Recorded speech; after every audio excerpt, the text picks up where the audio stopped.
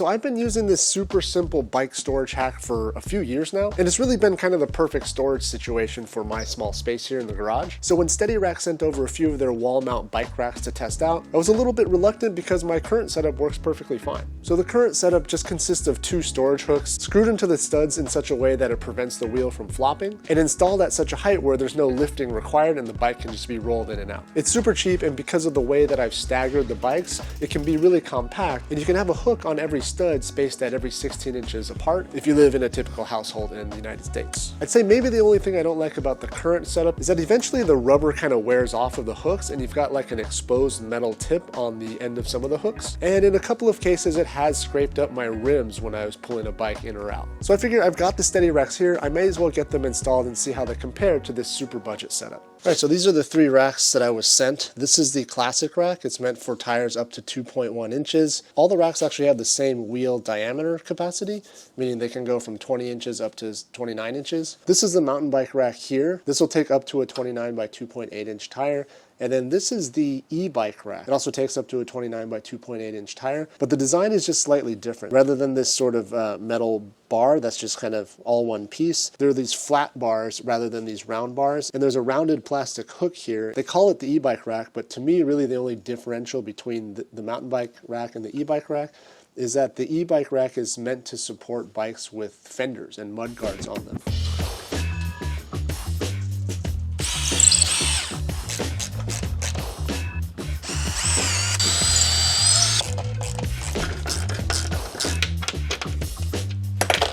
That feels very solid. Just pull that down and see if it works. So you should be able to roll it in, and the front tire should have to just hop over the rack like so.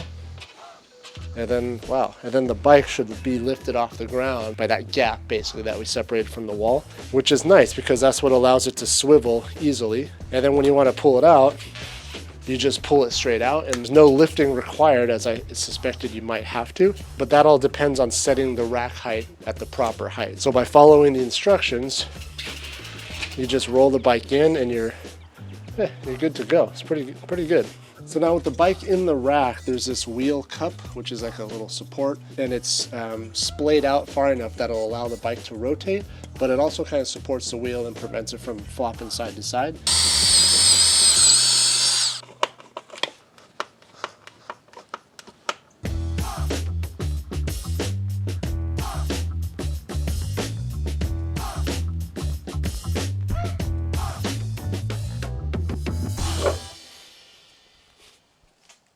Alright, so they're all installed. Looks pretty good. Everything's really sturdy. They fold up pretty nice so that you can just kind of pull them down whenever you need.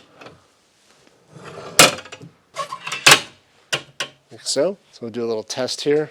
Put the Outback in first. Rolls in nice. Move it to the side. Maybe I'll do the New House second on the riser. And then last would be Santa Cruz.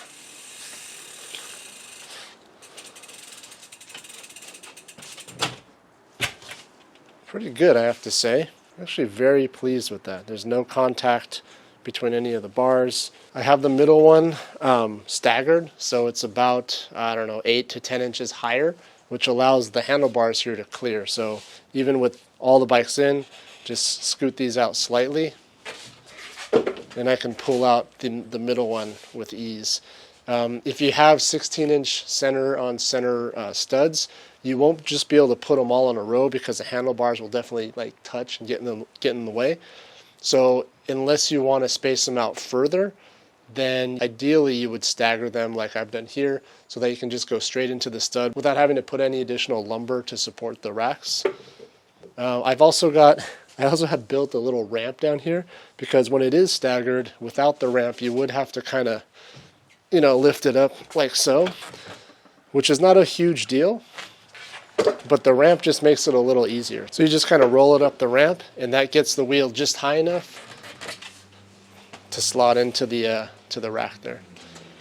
Alright, so I managed to get them all installed. The install process was actually very painless. Looking back through the time-lapse footage, it took me on the order of 12 to 16 minutes per rack to install it from start to finish. And that includes opening the package, setting the bike in, measuring the bike, drilling the holes, screwing it in all together. Start to finish, we'll just say 15 minutes per rack per install. So pretty quick install, actually, a lot faster than I was expecting. And I have to say, overall, I'm actually quite impressed with the Steadyrack. Definitely more impressed than I thought I was going to be. The fact that it's somewhat of a tubular construction, I don't know, for me somehow it just didn't feel like it was going to hold the bike that securely. But after loading and unloading the bikes a few times, it's actually a very secure hold. I really like the fact that you don't have to lift the bike if you set the rack to the proper height on the wall. And if you do it in sort of a strategic way, you can actually get the rack to fit many different bikes if they're slightly shorter or longer. Again, so my strategy here was to size the classic rack so that it would fit my longest gravel bike with just a little bit of space underneath the rear wheel. And in doing so, the rack on the left here, the classic rack, will fit all of my gravel and road bikes. So if I wanted to swap bikes out, it's not really a problem. Same can be said about the mountain bike rack and the e-bike rack. I basically sized them to the longest bike of that class that I had. That way, even if I put a shorter bike on there, it would still roll up onto the rack relatively easily, and I'm not going to have the case where I put a bike on and the back wheel is kind of dragging on the floor. One thing I did learn along the way is that the mountain bike rack and the e-bike rack, even though they're rated for the same size bike, the design is slightly different. The e-bike rack uses a flat plate rather than a tubular design, and at the very end there's a plastic cap which is really low profile. That's what allows the rack to slide between the tire and the fender, or if you have a mud guard on like an enduro bike. Honestly, between the mountain bike rack and the e-bike rack, the e-bike rack is just better designed in my opinion. The traditional mountain bike rack is definitely solid, but the e-bike rack is, I would say, a lot more versatile. All the racks fold up when not in use, and they fold down really compact, and they sort of lock into place, which is really nice. If there's anything I don't like about the racks is the plastic end caps that you put at the top and the bottom after you screw the bracket to the wall. They're just a little finicky. I was only able to get about 4 out of 6 of them completely clicked in. There's sort of like 4 little click points on each cap. And on 2 of them, I mean, I looked behind there, there's just nothing I can do to get that last one clicked in. So on 2 of the caps, there's just like a slight gap on one side. So if there's one gripe that I had, it would be maybe just to sort of redesign the end cap clicking mechanism, I suppose. As far as if the racks are worth it, so they're definitely not cheap. Do you get what you pay for? I certainly believe so. It's a really high quality rack. The build quality is really solid. The product is well supported and it does its job really well. So if you're looking for a multi-bike storage solution in your garage, you don't have a ton of space and you want to mount bikes like on each stud, you can do so as long as you stagger them like I've done here, and you get a lot of bikes into a really compact area. They're securely held to the wall, and in my opinion, they actually look pretty good. You know, there's something to be said about like a clean storage space or a clean workspace, all your bikes nicely stacked up in a row. So $100 a piece, is it worth it?